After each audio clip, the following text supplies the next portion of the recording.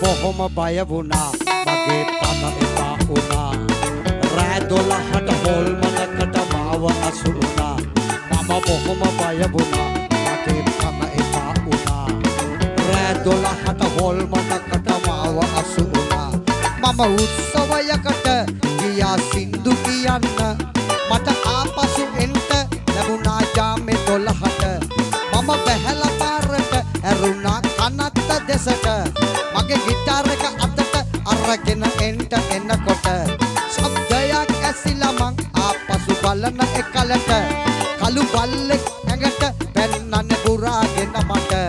මම හැරිලා පස්සට ආපසු දුවන එකලට කළු මිනිහෙක් උසට හිටියනේ පාරේ හරහට මම බොහොම බය වුණා මගේ පන එපා වුණා රෑ 12ට හොල්මනකට මාව අසු වුණා මම බොහොම බය වුණා මගේ පන එපා වුණා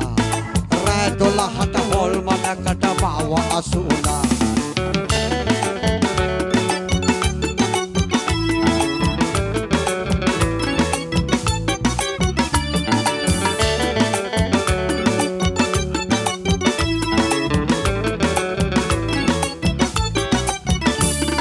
කෙනෙක් දුර සිට එනවා පෙනුනා මෙමාට මම දිව්වා එතනට මේ විස්තරය කියන්න මම ළඟට ගිය විට සුර කුමරිය ලෙසට කිව්වා මෙමාට බය නොවෙනු එයාට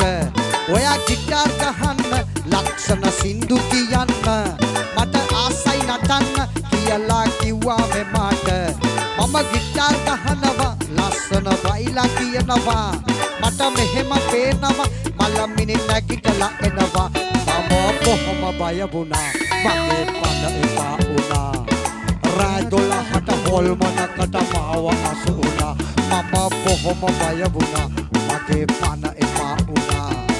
රෑ 12ට හොල්මනකට මාව අසු වුණා